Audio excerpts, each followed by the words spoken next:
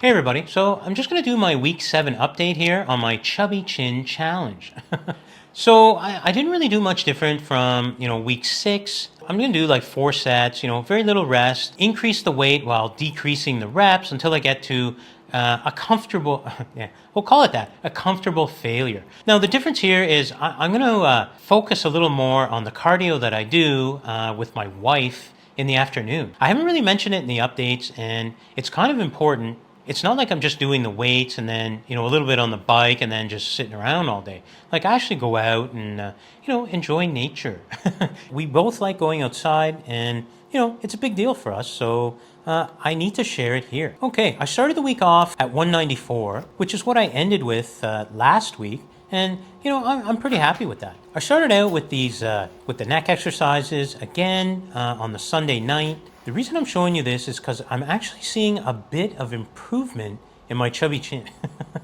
And I hadn't seen that in the last like 6 weeks. So it means that I'm actually losing fat over my whole body. So maybe I am being successful here. Okay, so on the first day, what I did is legs, abs, and forearms. I did my leg press. I even took a different camera angle on doing the calf raises, so you can kind of see it a little better, So I do the leg press and the same process. Again, like I guess my knee is feeling a little stronger because I'm going a bit heavier, and you can see that right here. Like I'm literally going to partials like very, very quickly. I'm feeling it, and I feel that my legs are getting stronger. So I move over to the hamstring machine. Make sure that, I feel every rep, and that's really what's important. Getting stronger, increasing the weight, and not getting an injury. And then I move over to the full crunch, and again, it's the same kind of thing. I'm just kind of doing, like my crunch until I feel it. Then I stop, take a little break, and then keep going, do my 4 sets, and, basically I can get to failure a lot faster. And now forearms. So I'm doing forearm curls, underhand, overhand, and I did them nice and slow. I decreased the reps, I increased the weight, and, I didn't get injured. And again, onto the recumbent bike. I did my neck exercises, did my 100 calories, and then I whipped over to the rower. Now, I have a tendency to pull up my back somewhere, so I kind of have to do, like a range in between. So basically, the full contraction, but not the full extension at the front. So it's essentially like a 3/4 partial.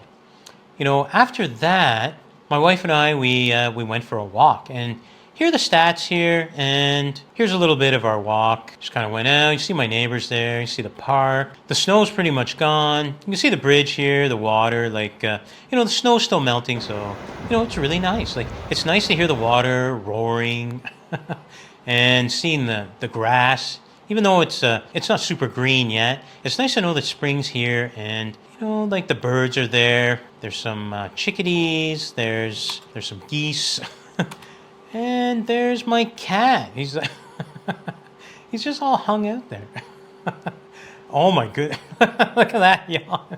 Okay, so enough of that. There. We'll just move on to day 2. Kind of the same thing. Chest and back pyramid. So I did that there. You can see. I feel this in my like mid to lower back, and it works. And it doesn't take much for me to like really feel it and then start going into partials. And you can see my range of motion there. It's starting to drop off. Now I'm just lowering the weight here. I'm getting like the full range of motion, and I went until I couldn't do any more. I'm doing these, and I really like these ones. They really work my chest, and again, like I feel it kind of in my neck. The cable row, I've explained it before. I can't really go all the way forward without chancing injury. Maybe down the line, what I'll do is I'll start slowly inching forward. Maybe on the last few reps, and maybe I'll be able to get that down. But until then, I got to do these partials. And then I moved over to incline bench. Now, again, my shoulder kind of hurts, and you can see the way that I'm bringing the weight down onto my thigh so that it supports it and takes the weight off the shoulder, because right at that point there, it's still tender, like it's still weak, so I have to pay attention to that. Then I moved on over to just upper crunches. I have to do these really, really slow because I can only do so many, and then it feels like maybe something's going to pop in there. Like, I don't really want a hernia, and I'd rather just do less, do it consistently, than do more and then get injured, and then I can't do anything. So again, I did these. I get up, stretch, and then go back and do more until I can't do anymore. And then I went to pull downs here. Wide grip, good for the lats, like for the lower lats. Oh yeah, I guess what I did here is I started moving my grip inwards. So the higher in weight I went, the closer in my grip went. I'm over here on the recumbent bike again, and that's working. I'm doing my neck stretches, and from this angle here, it looks really great. And to be honest, even grabbing it right now, it feels like I've lost a fair amount of it, but still. I'm not done. We just move on to day 3, and I did triceps, biceps, abs, and shoulders. Now, I think what I did on the 4th set is I dropped the weight down. So I went as heavy as I can go on the 3rd set, and then the 4th set, I dropped the weight down. So I just get, as many out as possible and actually hit failure. And these actually really hurt the next day. So I moved on over to leg lifts here. It gets my hip flexors, gets my lower abs. And what I'm trying to do at the end of the movement here, like at the top, is just lift my hips up a little bit so that it hits the lower abs a little bit more.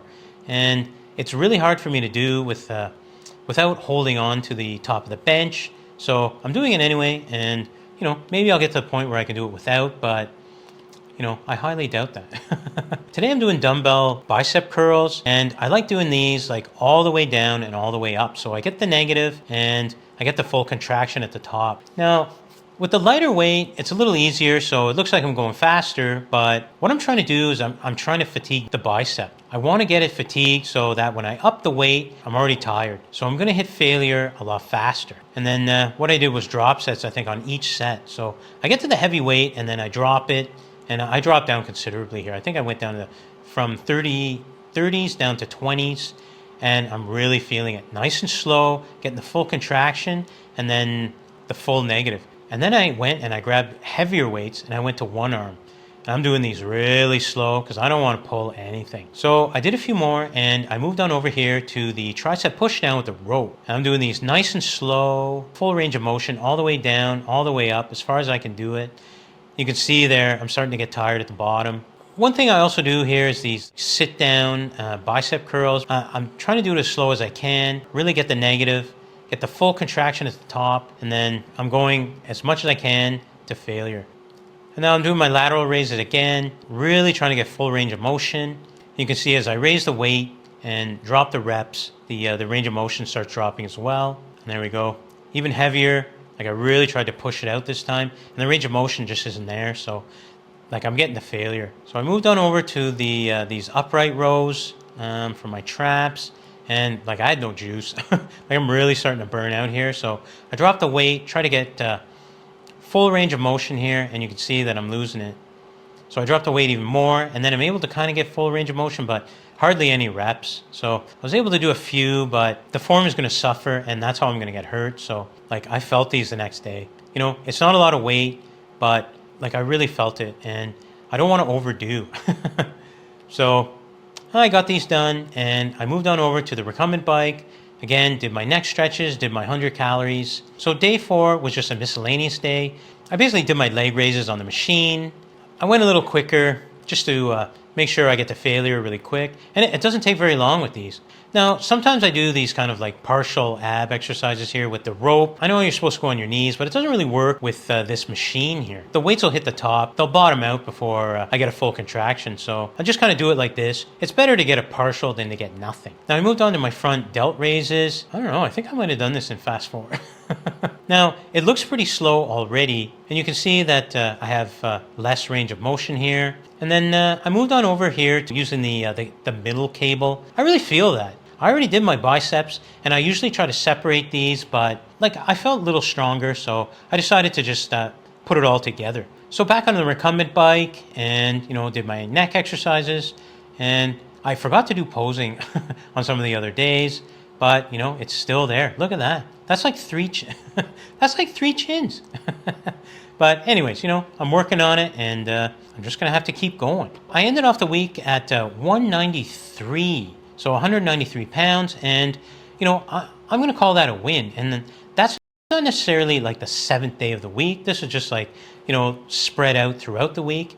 So, I'm on track. I'm losing my 1 pound a week, and, I'm happy with that. Although there's still a lot of work to be done. So I hope this helps you out. I hope you liked the video, and maybe it inspires you, maybe it doesn't. And if you made it this far, thanks for watching, and I'll catch you on the next update.